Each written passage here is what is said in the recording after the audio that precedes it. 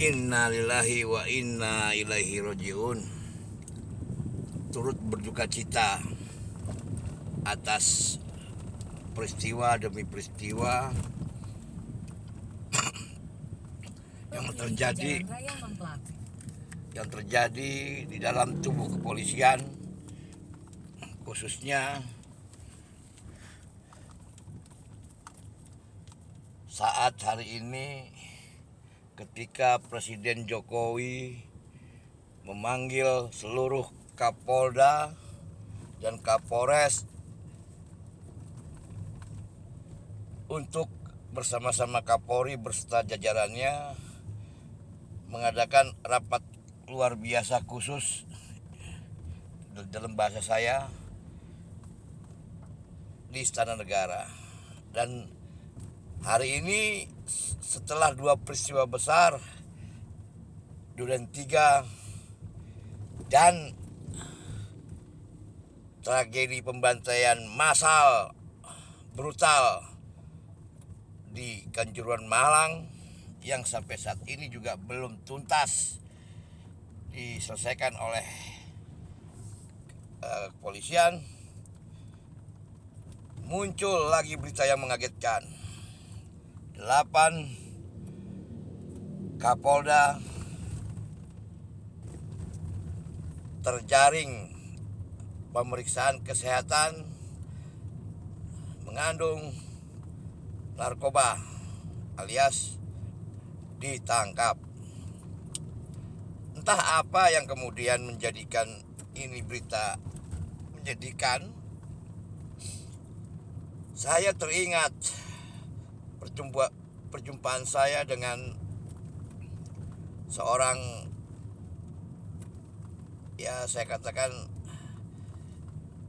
kriminal yang cukup idealis di salah satu wilayah. Dia bilang, "Bang, saya sebetulnya malu jadi polisi karena tugas saya berat. Selain menjadi polisinya polisi, saya juga harus menahan diri untuk tidak bereaksi atas apa yang terjadi. Yang lebih menyedihkan lagi, istri saya tercoreng oleh komandan saya sendiri. Dan itu menjadi gejala luar biasa. Ditambah juga makin kesini saya juga muak ngelihat para anggota polisi yang baru-baru ini, apalagi ketika dia menjabat sebagai ajudan, sekpri atau yang melekat pada unsur pimpinan, gayanya udah seperti penguasa. Saya yang pangkatnya rendah itu hanya bisa ngurut dada. Kebanyakan kasus-kasus yang melibatkan oknum polisi baik di tingkat bawah ataupun di atas itu karena dua hal, Bang. Pertama, karena memang mereka punya penyakit psikopat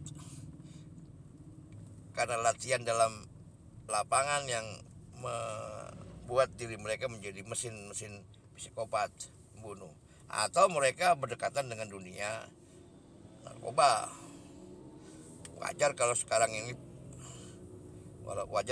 ini citra polisi hancur, bukan karena musuh-musuhnya, tapi karena diri mereka sendiri, karena internal yang sering saya katakan adalah demoralisasi dari dalam.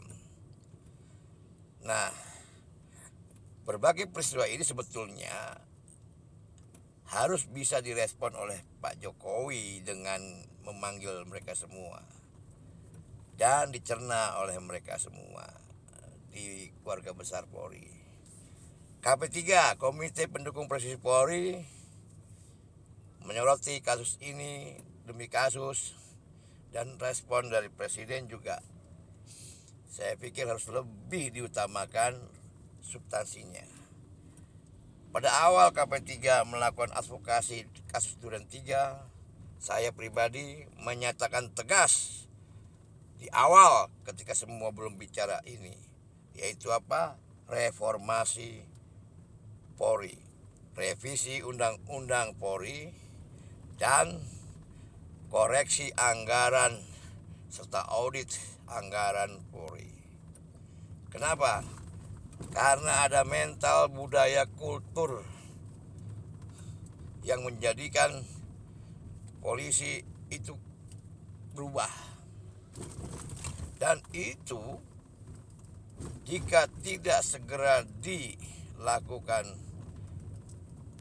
tindakan tepat dan cepat, maka akan jadi bencana hebat buat negara ini. Jika polisinya baik, maka negara akan baik. Tapi jika polisinya bangsat, buruk, jahat, bermasalah, maka negaranya pun akan hancur. KP3 berharap Bapak Presiden segera melakukan tindakan konkret. Walaupun dalam hal ini bukan jadi rahasia lagi terhadap manfaat dan kegunaan Polri untuk Presiden. Tapi perlu diingat, Pak, kekuasaan hanya sementara, Pak. Bapak punya tanggung jawab besar untuk membersihkan dan merehabilitasi Polri. Perintahkan Kapolri untuk membangun kembali dasar kepolisian Republik Indonesia dengan Tribrata dan Catur Prasetya. Tambah dengan pengawasan yang harus dibangun lebih kuat dan lebih cepat. Nah, oleh sebab itu, Komite Pendukung Presisi Polri menegaskan momentum demi momentum itu adalah langkah dan kewajiban yang harus diambil. Jangan tunggu semuanya hancur dan jangan tunggu masyarakat mengambil tindakannya sendiri. KP3 lahir sebagai mitra kritis Polri, menginginkan Polri melakukan perubahan. KP3 keras, kencang, marah itu bukan karena sesuatu yang negatif, tapi karena sayang kepada institusi Polri. KP3 tidak ingin anggota Polri, oknum-oknum Polri merusak institusi Polri. Dan sekarang semuanya rata. Oknum itu bukan cuma prajurit, pimpinannya juga rusak. Bahaya sekali buat bangsa ini. Dan untuk kepada kawan-kawan aktivis dan masyarakat, saya berpesan, mengajak, menghimbau, ayo, ini saatnya. Teriakan reformasi Polri, revisi Undang-Undang Polri. Untuk kawan-kawan anggota Dewan yang terhormat, yang diberikan amanah luar biasa sebagai wakil rakyat, bangun dari tidur kalian, dari rasa malas, dari rasa rakus. Kalian adalah jalan perubahan masyarakat. Gunakan kewenangan kalian di Dewan untuk membuat dan menghasilkan undang-undang yang luar biasa.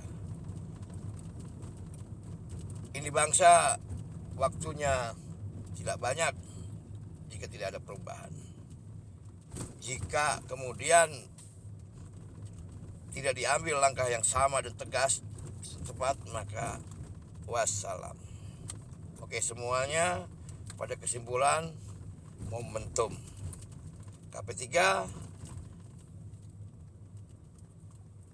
mengajak semuanya, Presiden, Kapolri, DPR, rakyat, aktivis, mahasiswa, jadikan ini momentum perubahan buat Polri.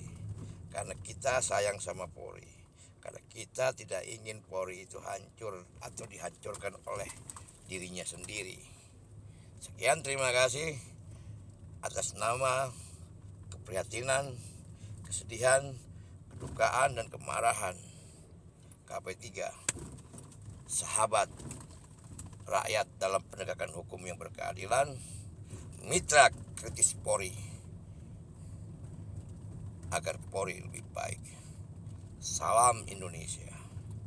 Abah Au.